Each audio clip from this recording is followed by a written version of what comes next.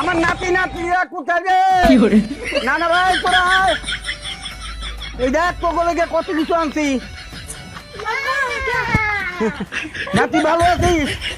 হ্যাঁ নানু ভাই কেমন? হ্যাঁ আলহামদুলিল্লাহ ভালো আছি আমি। এই যে তোমাদের জন্য চকলেট নিয়ে আসছি। এই যে, এই দেখো, অর্ধেকটা